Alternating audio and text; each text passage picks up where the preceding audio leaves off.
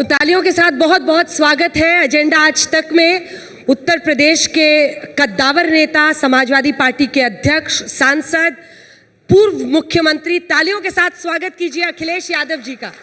भारत की राजनीति पर चर्चा होगी। अभी अभी पार्लियामेंट में जो इन्होंने सरकार को घेरा है उस पर चर्चा इनसे होगी। लेकिन सबसे पहले अब हमने सुना है कि आपने दिन गिन लिए हैं कि कितने दिनों में उत्तर प्रदेश का चुनाव होने वाला है और उस काउंटडाउन के साथ आप तैयारी कर रहे हैं। कैसे तैयारी कर रहे हैं? मैं सबसे पहले आपका धन्यवाद देता हूं कि मुझे आपने मौका दिया अपने चैनल पे मुझे बुलाने का और अपनी बात रखने का। उत्तर प्रदेश का चुनाव कई प्रदेशों के चुनाव के बाद होने जा रहा है। यूपी का चुनाव देश का चुनाव होगा क्योंकि देश के प्रधानमंत्री वहाँ से चुन करके आते हैं, डिफेंस मिनिस्टर वहाँ से चुन करके आते हैं, कई राष्ट्रीय पार्टी के बड़े नेता चुन करके आते हैं।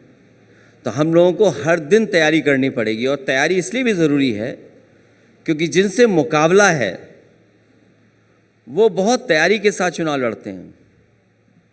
जो हारने वाला है वो जानता है कि जीत कैसे सकते हैं, जीता कैसे जा सकता है।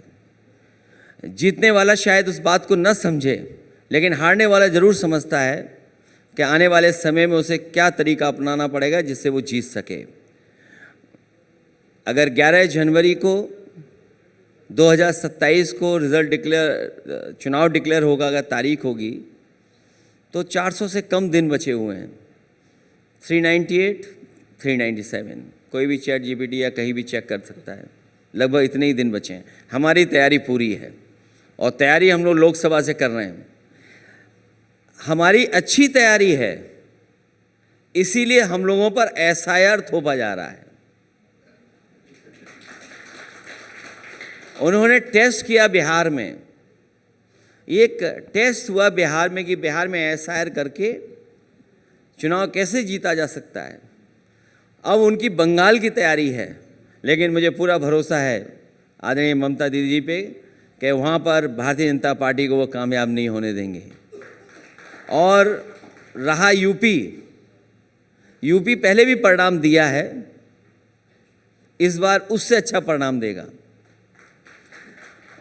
यूपी के बारे में ये कहा जाता है, अभी तक का पिछले कई वर्षों के ट्रैक रिकॉर्ड ऐसे हैं कि जो लोकसभा जीतता है वही विधानसभा चुनाव जीतता है।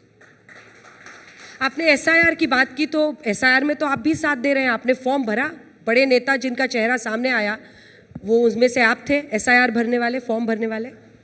क्योंकि विरोध करने पर जब हम लोग सामने आए और विरोध करने की बात रखी तो सरकार ने स्वीकार नहीं की और एसआईआर को लेकर के देश के सभी नेता जो विपक्ष के हैं सबने अपना पक्ष रखा। और मैं आज भी कहता हूं, जो मैं अभी खबरें सुन रहा हूं, हम उन खबरों में इसलिए नहीं जाना चाहते क्योंकि भारतीय जनता पार्टी अपने अधिकारियों के माध्यम से क्या बदलाव कराएगी अभी भी कुछ नहीं पता है।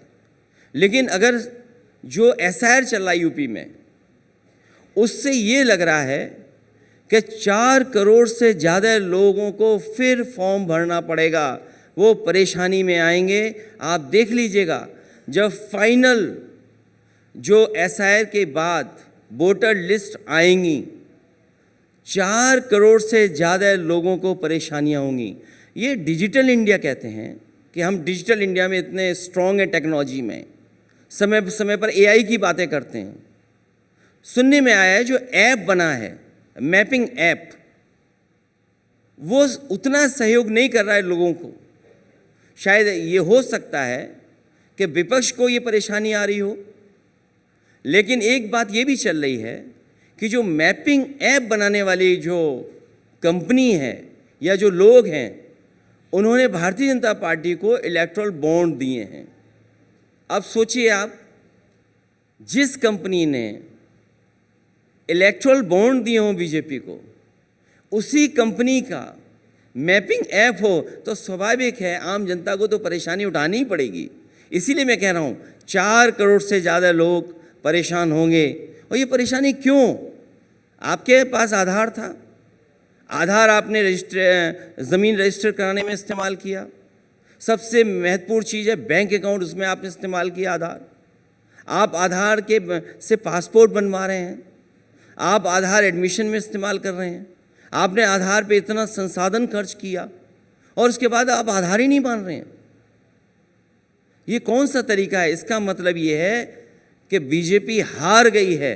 अब एसआईआर के बहाने लोगों को डराना चाहती है। जो एनआरसी वो करा नहीं पाए, वो एसआईआर के माध्यम से वो लोगों को करा रहे हैं। आप इसको एनआरसी बता भी रहे हैं। आपने कहा है कि ये एसआईआर नहीं, ये एनआरसी है जो करा रहे हैं, और जो योगी जी डिटेंशन सेंटर्स बना रहे हैं उत्तर प्रदेश में, आप उससे भी जोड़ रहे हैं। इसका आधार क्या है? क्योंकि आपने भी एसआईआर फॉर्म भरा और कई ऐसी बस्तियां हैं जहां से कुछ लोग गायब हो रहे हैं, जो कह रहे थे पहले हम असम से हैं, और उन पर शक है कि हो सकता है कि वो बांग्लादेश के अवैध घुसपैठिए थे।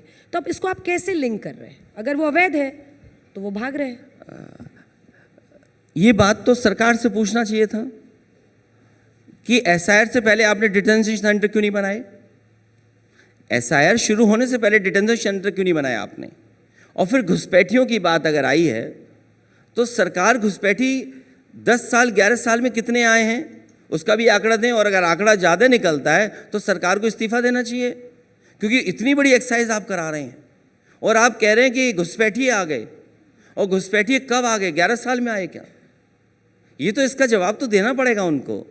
ये कोई घुसपैठियाँ नहीं है, कोई डिटेंशन सेंटर की तैयारी नहीं है, ये केवल डराने की तैयारी है, क्योंकि वो जानते हैं अब सत्ता में रुकने वाले नहीं हैं। आप सोचिए, लुढ़कती हुई सरकार का रुपया लुढ़क रहा है।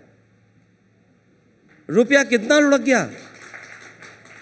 और हमारे यहाँ तो कई उत्तर प्रदेश में लोग सपना दिन में रात में इसी का देखते हैं कि वो कुर्सी कैसे छीन लें। ये जो डिटेंशन का बहाना इसलिए है कि कुर्सी कैसे बचा के रखें। जब भी कुर्सी को खतरा होता है, बीजेपी के लोग कम्युनल हो जाते हैं और बहुत ज़्यादा कम्युनल हो जाते हैं। लेकिन हम लोगों ने भी रास्ता ढूंढ लिया है। इस बार पीडीए के लोग मिल कर के, सब एक साथ होकर के इस लोकतंत्र को मजबूत करने जा रहे हैं, संविधान को मजबूत करने जा रहे हैं।